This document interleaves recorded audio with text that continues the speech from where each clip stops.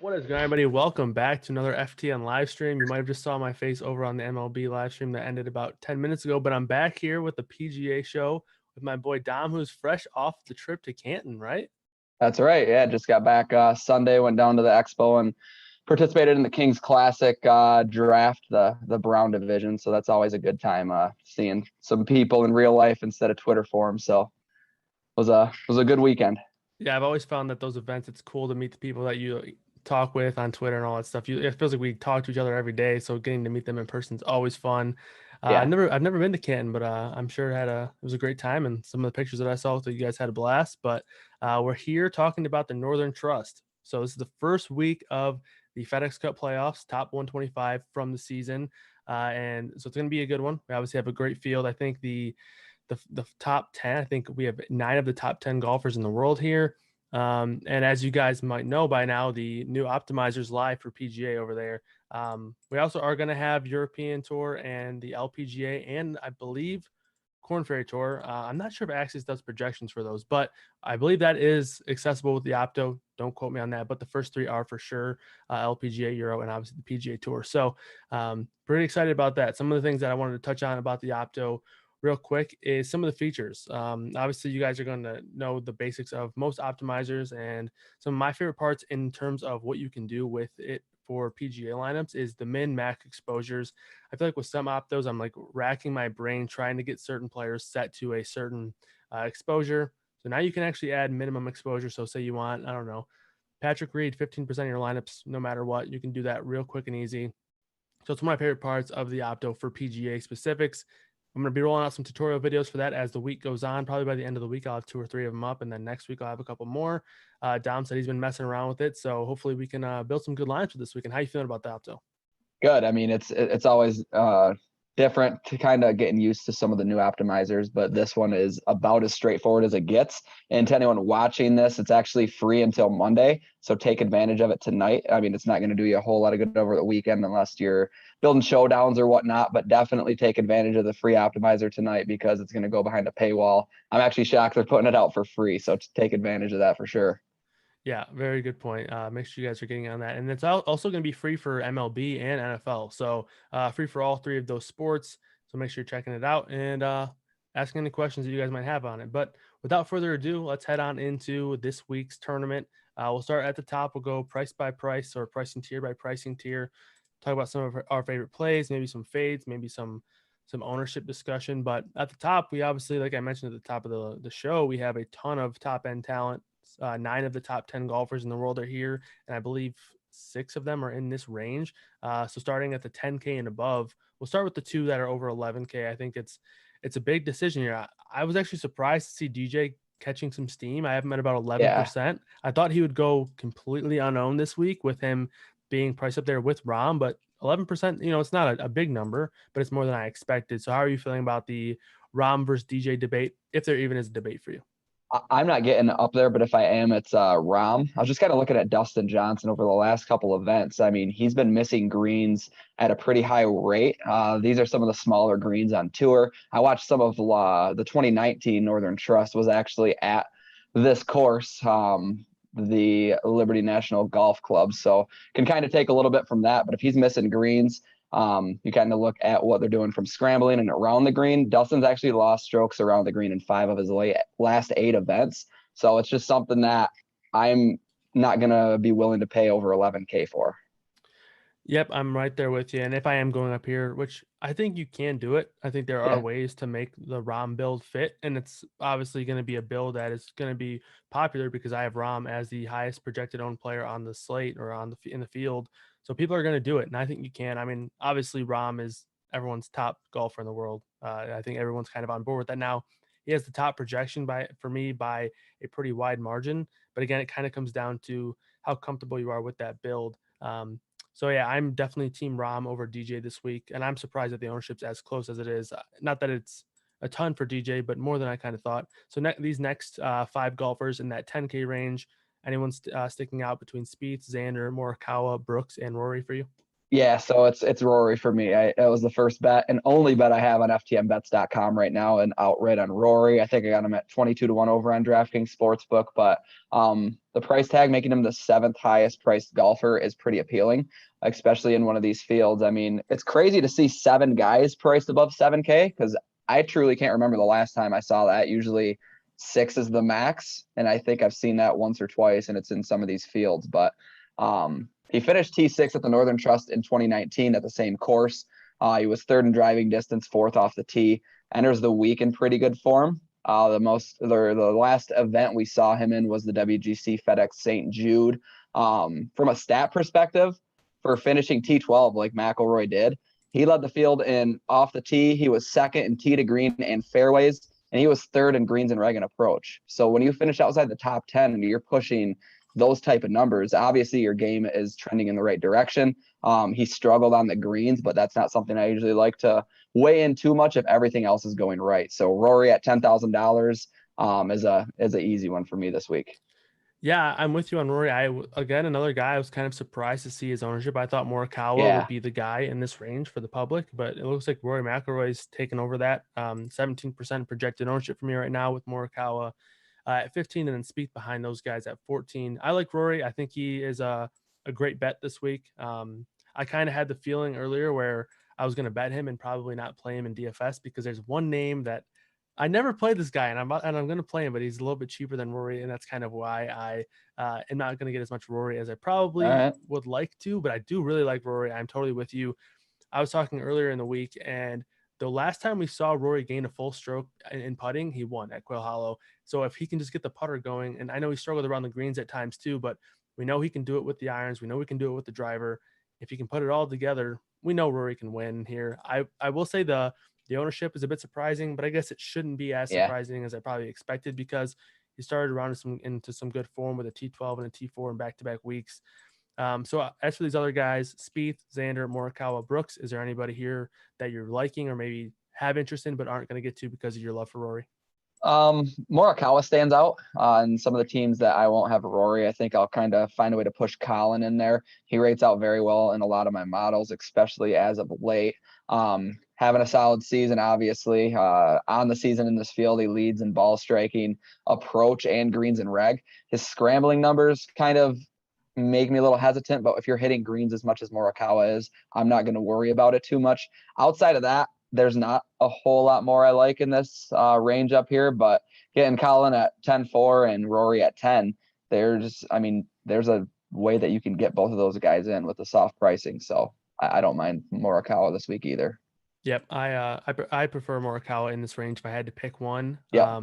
I mean I'm a huge Morikawa fan, as a lot of people are now, and it seems like in these top end fields where there's a ton of strength, he always performs well. Like you mentioned, number one in greens regulation, number one in a strokes gained approach, which also leads to him to being the best ball striker in the field over the last 6 months. He's fifth in off the tee, so he really doesn't have. I should say he doesn't really have much of a weakness. I guess the putter obviously is going to be his burden at times, but he's been very good with the putter recently. Not to a point where it's just going to be a flawless thing for him, but we know he has the upside with the putter. The one guy I wanted to touch on was Schauffele. I think it's just an ownership thing here. Why Xander is interesting to me. Under 10%. Obviously, he won over there in Tokyo at the Olympics, and then he came back and he publicly stated that the Olympics took more out of me than I thought it would. So maybe people kind of assume maybe he's still dealing with that. He did have a bad week last week at the WGC, but he had a good Sunday, which is interesting. So maybe he's kind of rounding back into form. So Xander, I think, is interesting just because the ownership. I do prefer Morikawa, and I probably do prefer Rory as well. But the ownership is interesting for Xander. I'm crossing off Spieth and Brooks completely. I'm just not going to get to them this week. Yeah, I'm not getting there. Spieth more of a price thing, and Brooks, I don't think he should be up in this range, I guess. I don't like playing Brooks a whole lot unless he's like they push him into the 9K range, and that's not the case this week. Yeah, I agree. But speaking of, there are a couple of guys that did fall into this 9K range who we've seen be regularly priced in the 10K range at times. Justin Thomas, Bryson DeChambeau, even Victor Hovland. So these three guys, all in my opinion, maybe not underpriced because the field is pretty strong, but at the worst, they're fairly priced. They're definitely not too expensive here. Bryson sticking out to me a ton. I really like good drivers at the golf ball here. I think you can put yourself into a really strong position by being long off the tee, and we know Bryson can do that. He looked pretty good at the St. Jude. He did struggle on Yeah. Sunday, but the first three rounds he looked pretty solid. So I do like Bryson a pretty good amount. He's fifth in the player rater for me this week. T8 last week, T33 prior to that.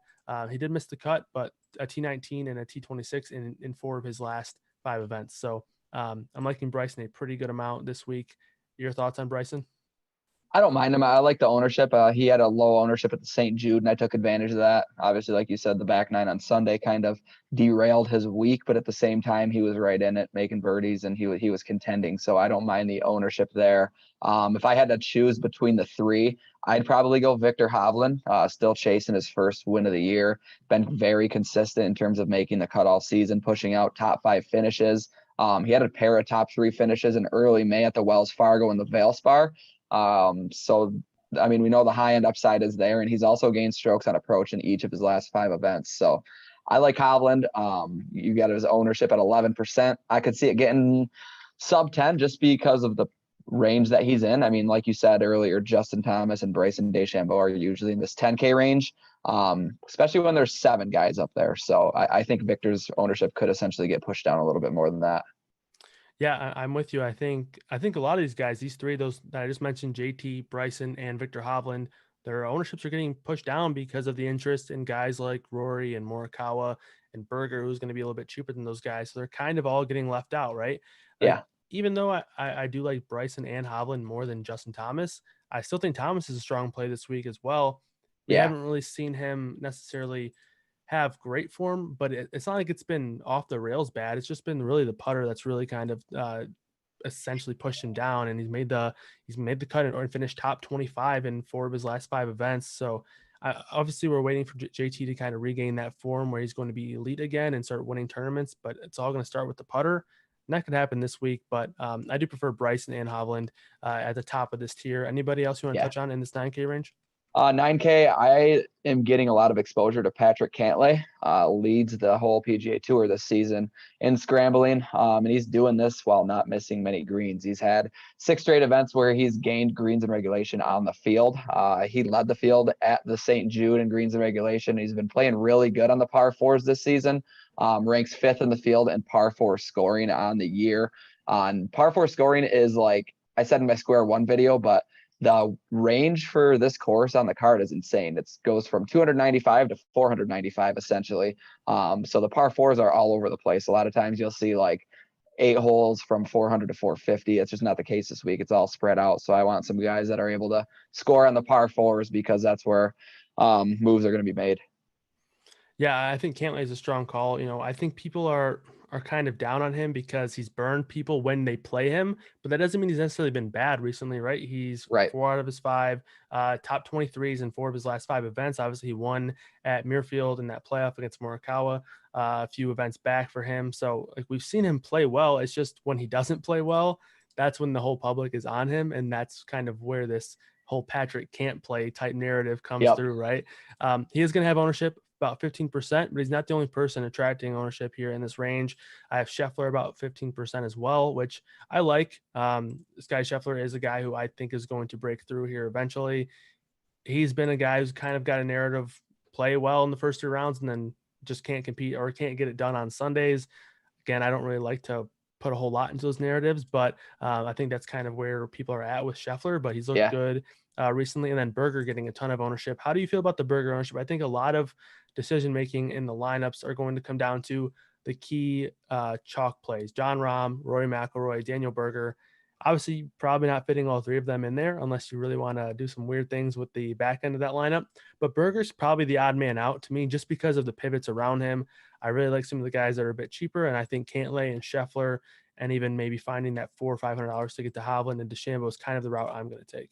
Yeah, I mean, I don't know how much FTN Golf Live you watch, but I'm never out on Daniel Berger, especially seeing your player rating of him. I think he's 4th in your player rater right now. So when you get him, a guy like that in the top 5 pushed into the bottom of the 9K range, it's obviously intriguing. Over the last 12 rounds, he leads the whole field in approach. He's top 5 in ball striking, and he's been hitting a lot of greens lately. So I like Daniel Berger a lot at $9,100. And an interesting build that you could go with is like a Cantlay Berger and then another guy in this 9K range. If you wanted to pick one of the 3 guys we talked about earlier, if you wanted to avoid the whole 10K plus in general. So I don't mind that since his price is a little bit depressed here. Yeah, and that's a really good point. Most of the time in these kinds of fields, we do see the balance build kind of be the most popular build, Yep. right? And that's not really the case this week with Rory, Spieth, even Morikawa, Rahm, all getting a pretty good amount of ownership. And in a field like this, where we're going to have so much top end talent, like there's plenty of win equity in these guys here.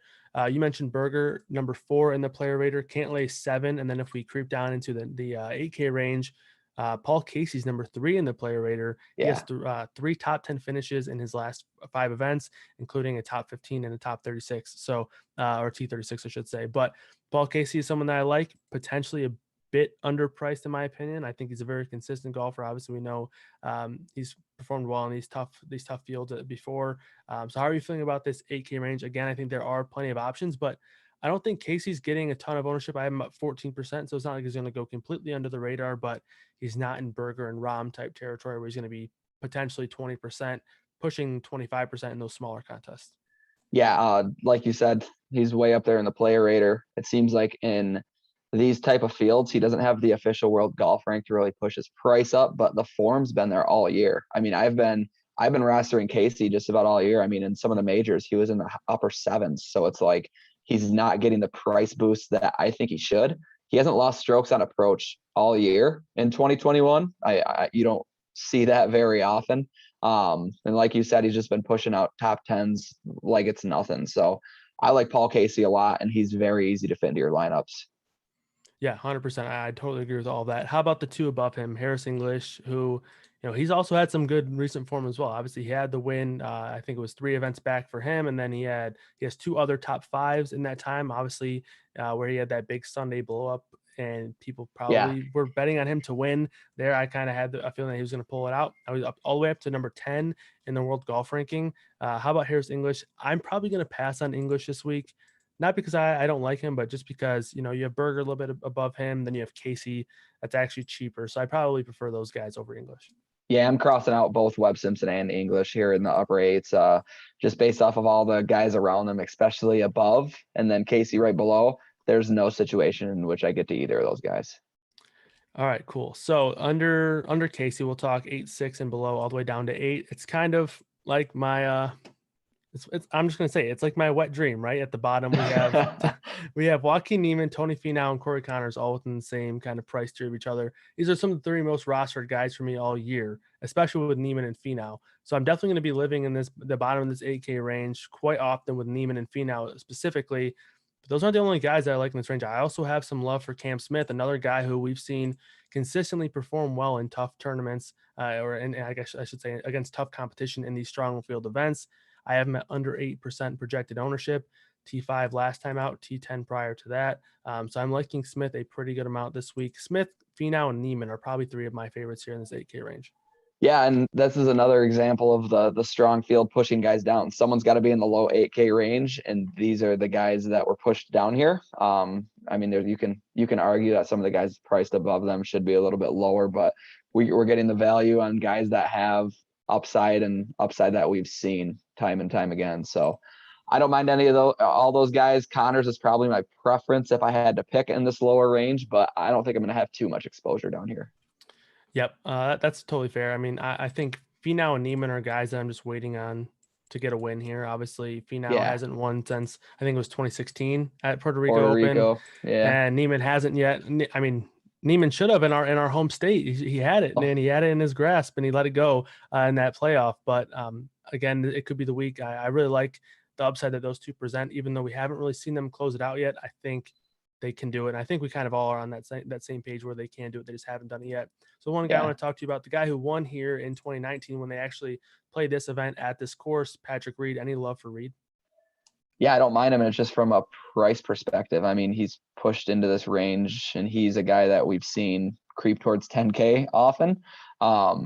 Reed, you have his ownership right now right above 10%. So that's always intriguing to get a guy underpriced elite golfer at this price. So I don't mind Patrick Reed. I'll probably have a sprinkle of him, but he's not a preference of mine, I guess, when we get down here.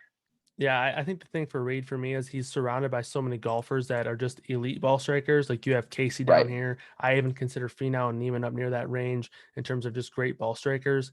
And not that Reed can't get it done. He just doesn't necessarily get it done that way. He's 118 in this field in terms of greens and regulation. Now he can still score well at times because he just is Patrick Reed and gets it done at times. But I just prefer other ball strikers in this range like Cam Smith, like Finau, Neiman, and Paul Casey, who's probably my preference in this range. So down into the 7Ks, unless there's anyone else that you want to touch on, Adam No, Scott that coming about off of the yeah. missed putt in the playoff. Yeah. That about does it for me in the eights, to be honest. I mean, there's a lot of attractive names from the bottom of the nines and the eights all together. So I think that's about does it for me there.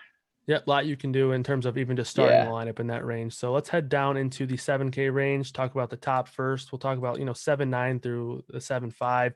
The first guy that stands out to me is Tyrrell Hatton.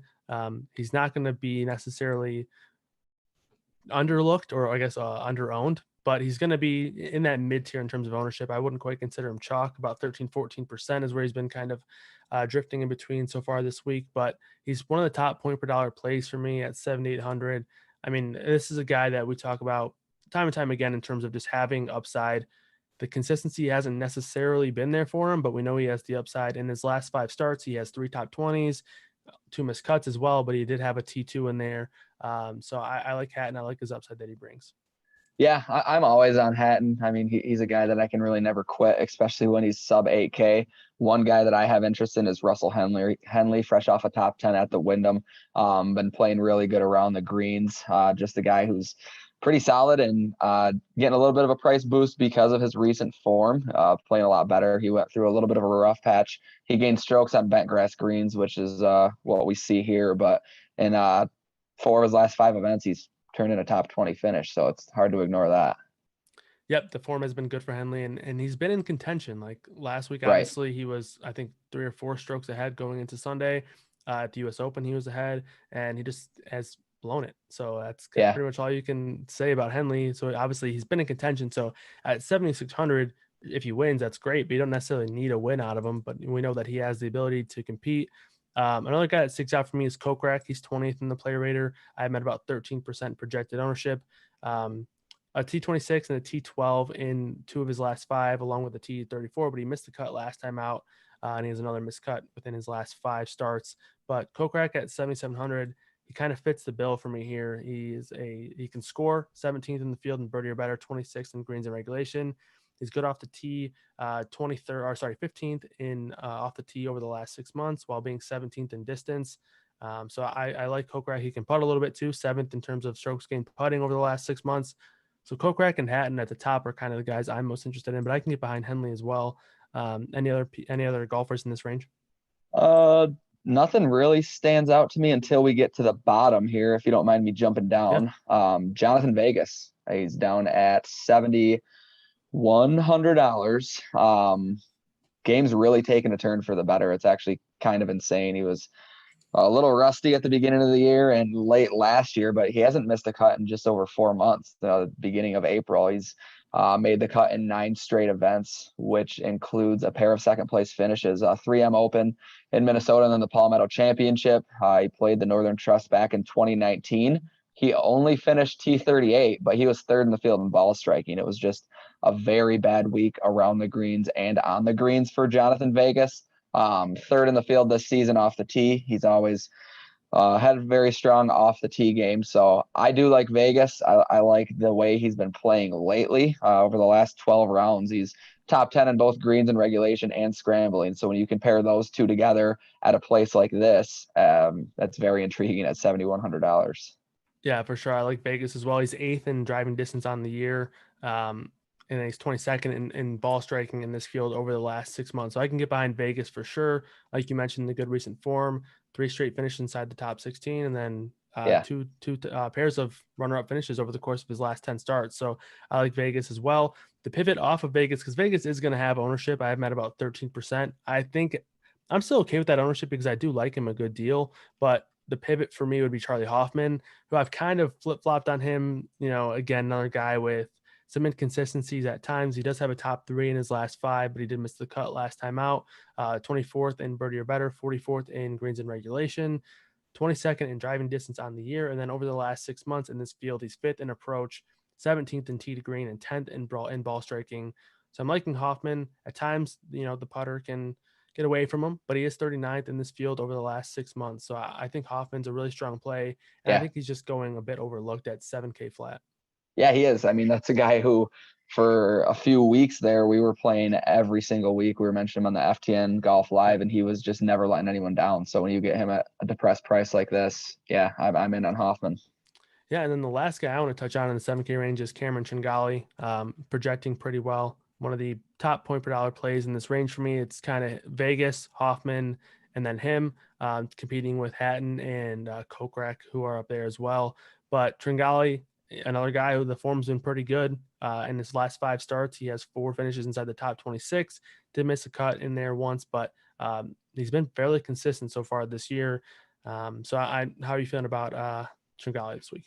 Yeah, I don't mind Chingali at all. I mean, 3 straight made cuts, like you said, top 26 or better in all of them. He's gained strokes on approach and tee to green in all 3. And on the season, he ranks 3rd in the field in scrambling, which is going to be huge. So Chingali's a very nice price as well this week. Yep. Anybody else in the 7K range you want to touch on? I think that about does it for me. Let's see here.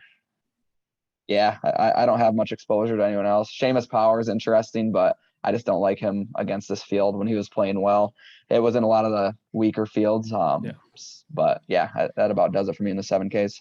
Yeah, I think Lowry's somewhat interesting at 7.5. I think he's probably just a bit too cheap, and he's going a bit overlooked. 8% projected ownership is where I have him right now. So 7.5 there for a guy who has 4 straight finishes inside the top 25 and 5 straight made cuts. So I can get behind Shane Lowry. He's more of a consistent golfer. I think I probably prefer upside of someone like Hatton or even Kokrak, but we've seen Lowry get it done in previous starts. So totally fine with Lowry there. All right, Should we head on into the Let's dumps? get down here. Let's go down to the dumps. Yep. Under 7K at the top, we'll start kind of the 6.9 to 6.5 range. Who are you feeling? Roger Sloan, big time. I've been on him a lot recently. He was a guy, I know when he first got his PGA Tour card, I had him in one of my season-long teams, and kind of a guy that I've liked for a couple years, but he's been playing very well as of late. I mean, past 12 rounds, he ranks inside the field's top 6 in ball striking, par 4 scoring, and greens in regulation. 3 stats that I'm looking at. He was part of that 6-man playoff last week at the Wyndham.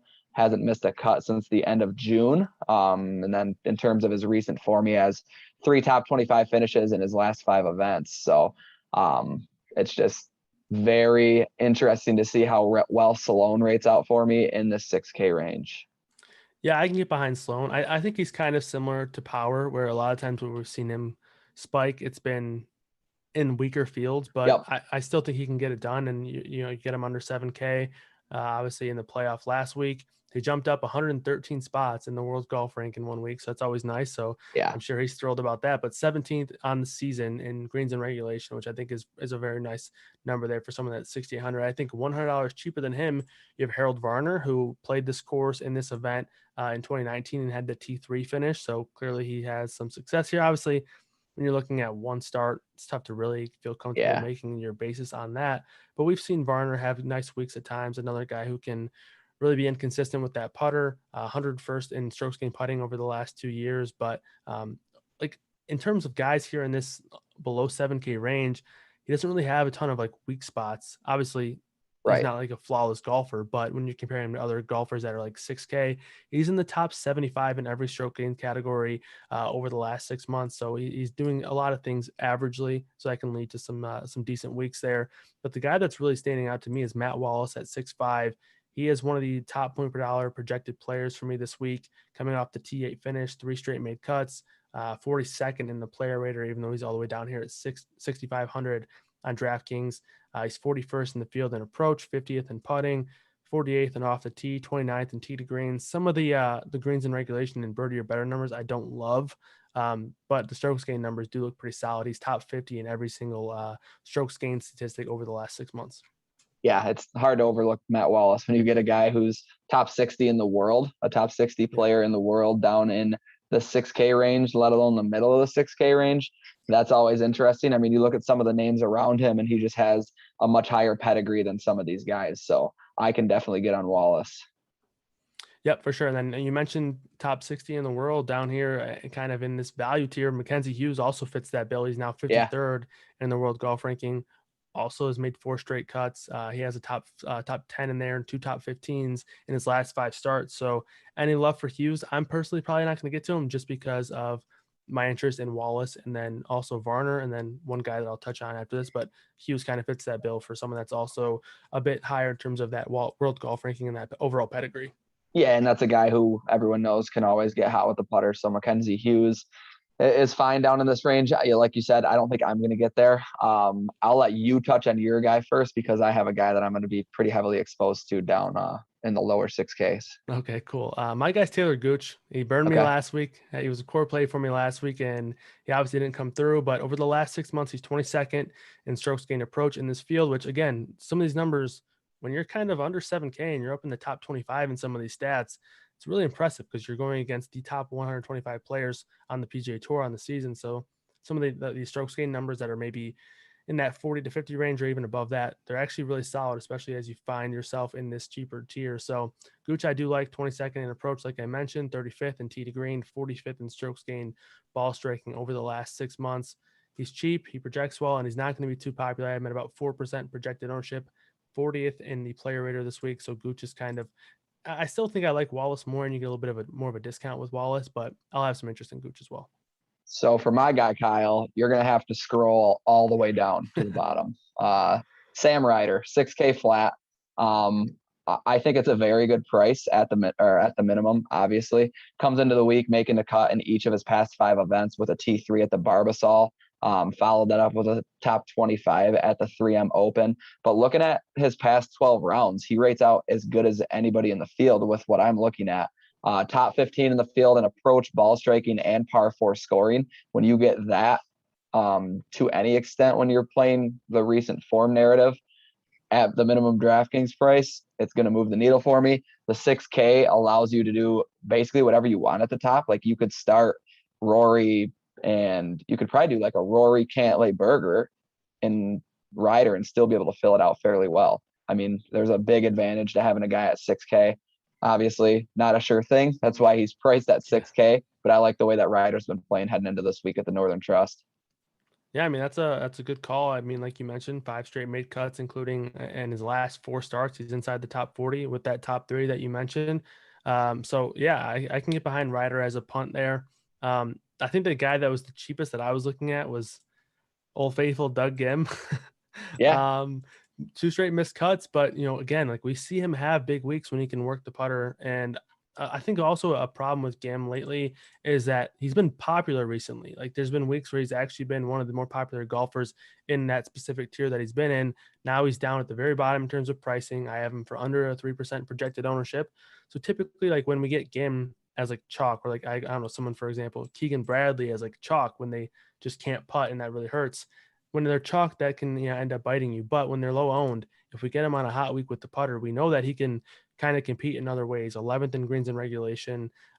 He is 44th in strokes gained off the tee over the last 6 months, 28th in approach, 31st in ball striking, 32nd tee to green over the last 6 months in this field. So a lot of the strokes gained numbers, a lot of the ball striking numbers, they look really solid. He's low owned. He's super cheap. If he can just make the cut and then maybe get a hot putter, I think he has the ability to really pay off this 6.2 price tag.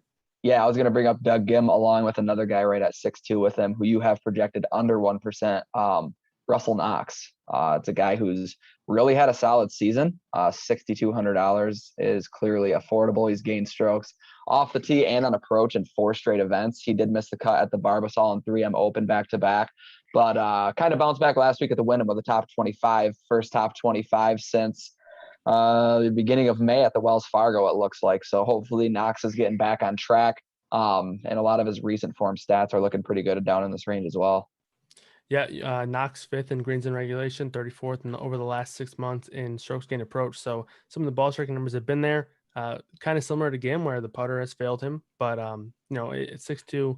again, if you just get a good week with that putter, the irons can kind of take over for a potential out in terms of looking to pay up this price tag. Yeah. Another guy that's projecting well for me down here is Lanto Griffin. The form hasn't really been all that great for him, 2 straight missed cuts, but prior to those 2 missed cuts, he has a T33 and a T25. So I can get behind Griffin a little bit, but I think I prefer some of the other guys I already mentioned, like Matt Wallace, even potentially just saving a couple $100 going down to Doug Gim. But so if you had to pick one of your favorites here in this 6K range, who's it going to be? Is it going to be Ryder going all the way down, or do you like someone else a little bit more? I think I'm going to go Ryder just because of what you're able to do towards the top. I mean, you're going to want to push in a lot of these higher end guys, some of these elite talents that can truly contend and win, and you just get more shots at an actual win. So I do like Ryder, especially since he's at the minimum price on DraftKings. Yeah, for sure. Mine's gonna be Wallace. I kind of expected Wallace to be not necessarily chalk, but if you're under 6.5, if you're under 7K and you're like up near 10%, I think that's kind of like a warning sign for me. But I have him at 4% projected ownership, so I do think there is some kind of leverage there. But that's pretty much it for my plays under 7K. I personally probably am not going to be in this range a whole lot, so we kind of named a few names that I probably won't even get to a ton. Matt Wallace and probably Taylor Gooch will be my 2 most owned, but probably not going to be in this range a whole lot. Yeah, you don't really need to, but at the same time, there's definitely some upside down in this range. Obviously, the top 125 golfers on the tour over the course of the whole season, so they're here for a reason. We got to price someone down in this range, but it's not going to be a shock to me at all if a couple of these guys pop for like a top 20, top 15 finish. Yeah, absolutely. So let's touch on some of the guys that we might think are a bit lower owned. Obviously, I know we touched on basically all of our favorite plays in particular tiers, but are there a couple that are maybe, under 5-10% that are standing out to you as potential winners or just good DFS plays? Let's see here. Nothing that really stood out to me. The one was Matthew Fitzpatrick, just because of the season that he's had. You got him right now at 6%, just under 7. So Matthew Fitzpatrick at a pretty good price, comes at a low ownership, a guy that I've been playing for a majority of the year. I'd hate to miss out on a Matthew Fitzpatrick week, so I might have to throw a FOMO lineup in with him. But outside of that, I wasn't too shocked by a lot of these ownership numbers, to be honest. Yeah, I think the one for me is just Bryson. There was a point in the year, around the time of the Arnold Palmer, and I think was it the Players? I think so, but it was around that time. And you could not catch Bryson under 20%, and now we're getting him here under 10K and also under 10%. I think that's a bit unique here. I already mentioned that I kind of like bombers off the tee. I think you can potentially find yourself being very benefited by being down there a good ways. So I do like Bryson here at 9.6. I like to look for players that their price drops and the ownership doesn't really follow them. And I think Bryson kind of fits that mold here. I also think Finau sticks out to me. Typically, we see Finau pick up some steam, even though he hasn't been popular DFS guy. Yeah, exactly. Yeah. Always has been. And he, even if he doesn't necessarily go out there and win, we know he can go low and score well for DFS. And 8.2, man, that's a good price for Tony Finau. It is. And back to your point about Bryson and the ownership and everything. When I was on with Javi, I kind of touted Bryson a little bit, talked him up, and it was the same narrative. I mean, a guy pushed under 10K. He didn't rate out that well for me, but I think your ownership had him around 7 or 8% again that week. Turned in a top 10 finish. So, I mean, not the worst thing in the world, especially with the upside that he possessed heading onto the back nine. I mean, he was live to win the thing. So when you get that combination of underpriced and under-owned, it's worth a dart throw. Yeah, absolutely. Like in my article, I listed Tony Finau, Joaquin Niemann, Cam Smith, and Jason Kokrak as some of my favorite tournament plays. Do you have any, favorite tournament plays that kind of stick out to you? And then we'll touch on some of our favorite core plays. No tournament plays in general. I mean, with some of these weaker, some of the softer pricing, you can get different in ways. Yeah. So there's no one that really stands out to me outside of the guys that I've talked about leading up to this. So. All right, cool. Let's talk about our core plays. I'll start first. I mentioned Bryson. I'll keep it there. Bryson's a core play for me this week. I think you can start your lineup with him. I think there are ways that Dom's kind of alluded to where you can maybe even have him as your second golfer in there. At 9.6, you can do a couple different things with him. So I like Bryson. Second on the board is Hatton. I think he's just a bit too cheap. I think you can kind of either go Kokrak or Hatton there, or maybe even if you want to, spend a little bit more, go up to Finau or Neiman. I really like this range at 7.7 to 8.2. I'm going to have a lot of guys in that range with those four primarily. And then last on the board is Paul Casey for me. I wasn't really on Paul Casey at the start of the week, but he's flying off the pages for me, man. He's projecting well. He's rating out well on the player rater. So I'm going to be all over Paul Casey this week. Yeah, when you click that player rater for yours and you see a guy in the 8K range third, it just kind of stands out to you. So you can't really overlook that. But in terms of my core plays, obviously Rory at the top. 10K is a fantastic price for him and where his game's at, what he's been able to do at this course and lately from a stats perspective. Patrick Henley at $9,200 is going to be another guy that's my core. I'm going to add Paul Casey with you. And then we'll go Jonathan Vegas at $7,100. Those are going to be four of the guys that I'm going to find myself getting a lot of exposure to this week at the Northern Trust. Love it. So I know you mentioned Rory is your only bet of the week, but I just want to have you throw out a long shot there. I'll go first. I'll give you a little bit of time to think, but maybe throw out a long shot or two. I pretty much have my eye on Neiman every week. And you can get him around, 50 to 60 to 1 at different books around here. So I like Neiman. He'll be like my long shot. Not super long, but I do like him. Hatton actually sticks out as a guy that is priced lower than the books are actually pricing him. So maybe that leads to him being a strong DFS play, but Neiman's going to be my long shot bet of the week. And I guess the guy up top that I'm betting is I'll just stick with Bryson. You mentioned your guy at the top's Rory. Any long shot that you maybe have your eye on? In terms of win equity, I don't mind your point of Matt Wallace from a betting perspective because I think he does possess that upside. Outside of that, I think Jonathan Vegas is live. I don't think I'd go much lower than that in terms of betting, though. He's right around 100 to 1 in most places. So that's where I kind of stand in terms of long shots. I'll be throwing in a lot of top 40s like Roger Sloan, or top 30s, top 20s, whatever you want to do. Just kind of shop. Use the FTN Bets Prop Shop is a awesome tool. I use it every single week to post my bets. You're just losing money if you don't. So after this show, I'm going to go in and throw a couple more bets on there. But that's where I stand from a betting perspective. Heavy Rory. Love it. Rainmaker said in the Discord channel, which if you guys aren't in the Discord, it's a great place to be, especially in PGA when you got guys like me building lineups until 2-3 in the morning. So keep that in mind. Jump in there if you want. But he says that Pat Perez, his wife's in labor, and looks like he's going to play. I guess it's his second kid, so it doesn't matter as much. He'll be at the tournament. All right. But Pat Perez, obviously not a guy that neither of us are on, I don't think. No. But it's just funny that he's saying, "Yeah, I'm good on the second kid. I'll just go play golf." Yeah. Javi said, did Dom or Kyle like anyone in the 9K to 9.6K range? He must have missed it because I think we played just about every single golfer there. No, mainly Berger and Cantlay. Yeah, that is a stacked range. You like Berger and Cantlay the most. I probably like Bryson and Hovland the most.